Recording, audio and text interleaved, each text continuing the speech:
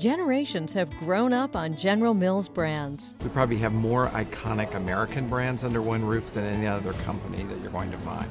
From Progresso Soup to good old Betty Crocker, General Mills makes the brands consumers love and trust. Today, we are a $16 billion company. We have 33,000 employees, half of which are working internationally, and those employees are marketing 100 brands in more than 100 countries. Brands like Cheerios, Trix, Lucky Charms, and Hamburger Helper. General Mills was founded in 1866 by Cadwalader Washburn, who built his first flour mill on the banks of the Mississippi River. He created the Washburn, then the Washburn-Crosby Company, the predecessor of General Mills. The first branded product was actually Gold Medal flour. Soon after that, they were hoping to expand that brand a bit, and so they started focusing on cake flour and then whole wheat flakes, Gold Medal whole wheat flakes, which ultimately became Wheaties. Through the years, General Mills has always kept their customers top of mind. They approach new brands by always starting with the consumer, studying their lives closely so they can bring them brands they need and want.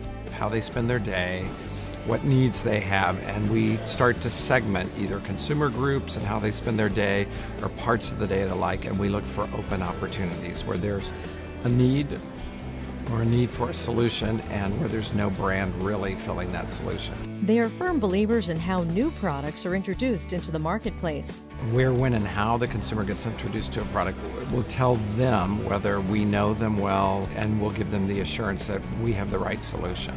General Mills spends a lot of time finding the right solutions for its customers.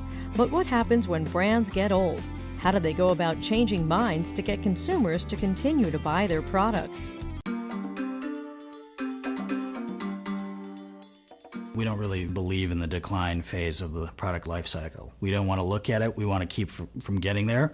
We understand that categories mature and brands mature, but there's always ways to reinvigorate and reinvent your business. Building on that philosophy, in 2006, the team at Fiber One decided to take another look at the decades-old brand.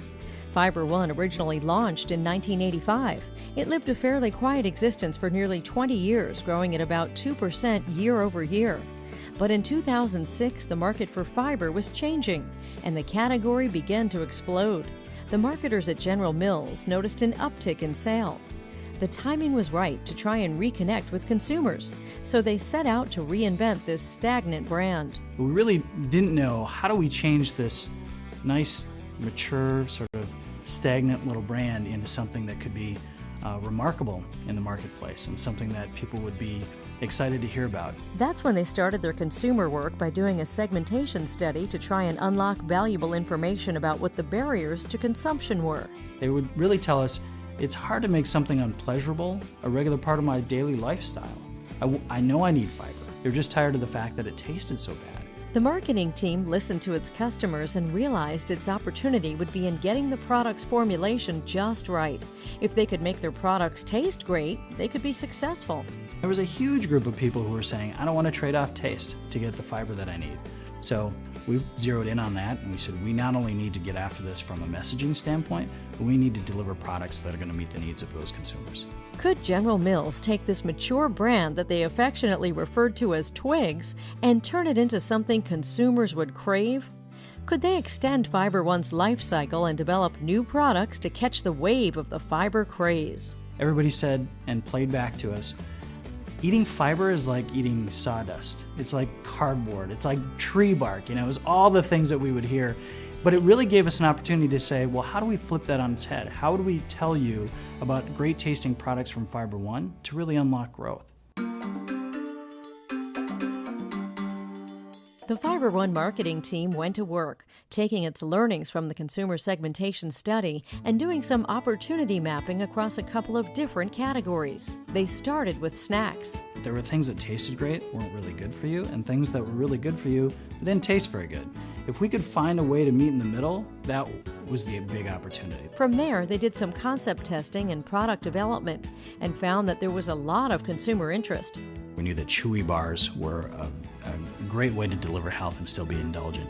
We needed to measure with consumers what were the trade-offs? Like, when was it most beneficial at a 20%, 35%, 45% level of fiber? Because that's still the reason people are going to buy Fiber One, right? It's in our name. That's the benefit. And 35% was the target.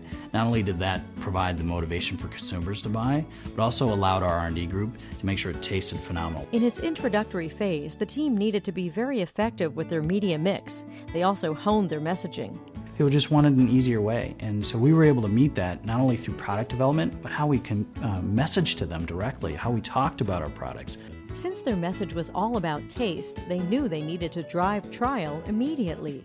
I think we spent 50% of our budget on couponing in the first 4 months of that launch. We spent about a third on sampling, and the rest we spent on very targeted messaging to influencers online, so those who are writing diet blogs or those who are nutrition blogs, and said, you have to try this product, and it took off. The bars became such a hit that they had a hard time meeting the demand in the marketplace. In just the first year of the Fiber One bar's life, it delivered $100 million in sales. They targeted about a 4% household penetration, but far exceeded that goal. We got to 7.5%, 8% household penetration the first 12 months in that business. From there, the team was able to bring consumers to new categories. Today, Fiber One has expanded into several categories, including cereal, yogurt, muffin mix, pancake mix, English muffins, and ready-to-eat breads. And the Fiber One franchise is one of General Mills' biggest brands. We're spending $85 million in consumer against this franchise now, and we're in 30 SKUs across 6 different divisions, 6 different categories. It's truly amazing to get the opportunity to do that, and we did it in a big way. The team uses cross-promotion to bring its core users to new products, and they also cross-promote when products are at a more mature cycle as well. That's how you treat some of those businesses on the tail end without having to drive a bunch of investment. You can keep them going a little bit longer by leveraging the tools you've already created.